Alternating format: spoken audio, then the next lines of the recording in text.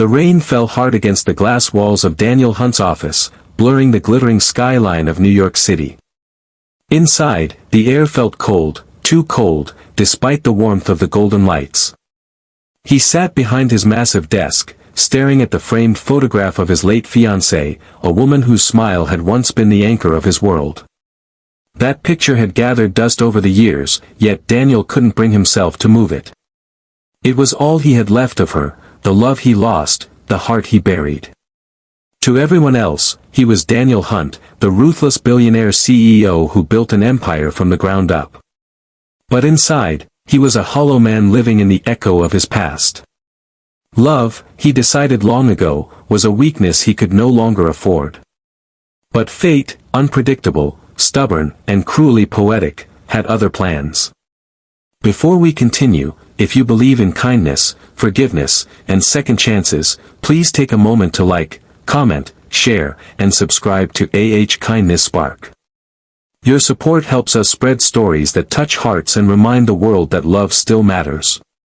Daniel's assistant had insisted he attend the blind date that evening. "You've been alone for too long," she had said. He almost refused, but a strange weariness in his chest, that quiet ache of emptiness, made him say yes. One dinner couldn't hurt, he thought. One meaningless evening to please the people around him. The restaurant was quiet and warm, tucked away on a small corner of the city where the noise of ambition faded. He arrived early, of course. Daniel Hunt was never late for anything. He sat by the window, scrolling through business reports, uninterested in whatever woman his assistant had set him up with. And then she walked in. She wasn't what he expected. Not the polished, socialite type he'd imagined, no designer dress, no extravagant perfume. Instead, she wore a simple blue dress and carried herself with a gentle strength that seemed to light the dim room. Her hair was tied back, and her eyes, tired, yet kind, searched nervously for him. When she spotted Daniel, she smiled, hesitant but warm, and he felt something stir inside him that he hadn't felt in years. Her name was Emma Brooks.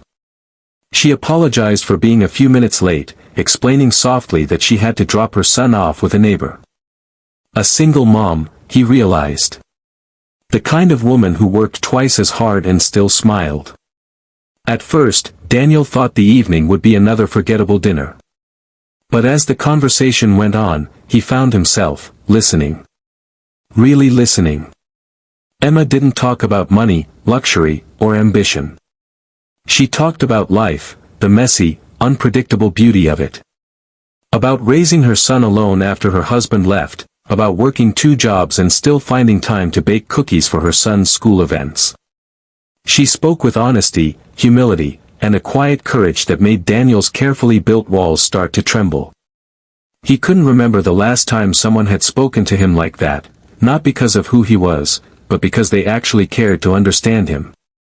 When dinner ended, Daniel found himself walking her to the bus stop. Not his car, not a private driver, her world.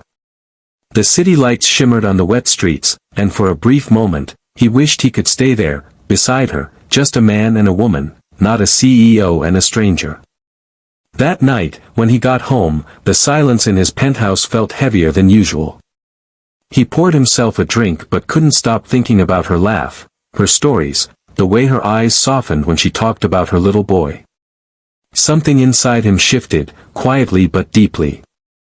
Days turned into weeks, and Daniel found himself doing something unthinkable, reaching out first. He invited Emma for coffee. Then lunch. Then a walk in Central Park. Slowly, she began to let him into her world. And what a world it was. Her apartment was small but filled with warmth. Drawings on the fridge, little shoes by the door, laughter echoing in the hallways. Her son, Noah, was a curious 7-year-old with a toothy grin and a heart full of questions. When Daniel first met him, Noah asked, "Are you my mom's friend or her boyfriend?" The innocence in his tone made Daniel laugh for the first time in months, a real, unguarded laugh. In that moment, something inside Daniel cracked open. He began visiting often, helping Emma with errands, fixing things around her home, and spending time with Noah. For the first time in years, Daniel found himself looking forward to something other than board meetings and profit margins. But life, as always, has its tests. Word of Daniel's relationship began to spread through the company. Whispers turned to judgments. A single mom, they scoffed behind his back. She's using him. Investors began to question his focus, his decisions. Even his closest friend warned him, "You can't mix emotions with power, Daniel. You'll lose everything you built." For a man who had built his empire on control, fear began to creep in. One evening, overwhelmed by pressure and doubt, he pulled away from Emma without explanation. He told himself it was for her own good, that she deserved someone simpler, not someone whose world was filled with corporate chaos and media scrutiny. Emma, heartbroken but proud, didn't beg him to stay. She simply said, "You were learning how to love again, Daniel. Don't forget what that felt like." Then she closed the door, and he was gone. Weeks passed.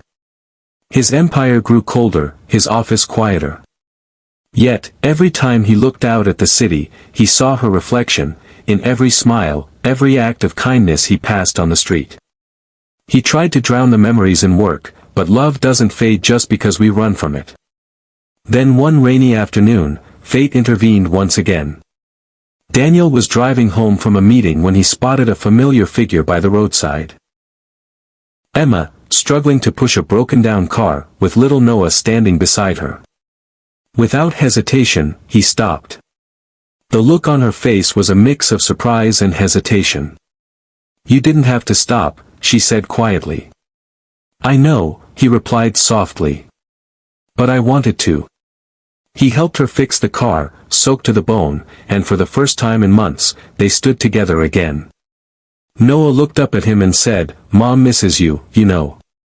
Daniel's heart broke right there on the wet pavement. He knelt down and said, "I missed her too, buddy. More than you can imagine."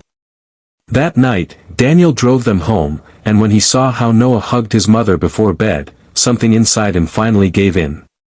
He realized love wasn't weakness. It was the courage to open your heart, even when it had been shattered before.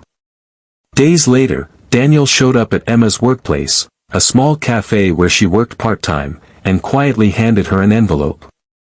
Inside was not money, not gifts, but a handwritten note that read, "I built a company, but you taught me how to build a heart again. If you'll let me, I want to build a life with you." Tears filled her eyes. She didn't say anything, but when she reached out to hold his hand, that was all the answer he needed. Months later, the man once known for his coldness became someone new. The walls of his mansion were filled with laughter, little drawings, and the smell of Emma's cooking. Noah would run through the halls shouting, "Dad," and Daniel's heart would swell with pride and disbelief. He had lost everything once, his love, his will to live, but somehow, through the simplest twist of fate, he found it all again in the warmth of a single mother's kindness. It wasn't a fairy tale. There were still challenges, sleepless nights, and moments of fear. But love, real love, had changed him. He became more patient, more human. And every time he looked at Emma, he silently thanked the universe for that one blind date that changed everything.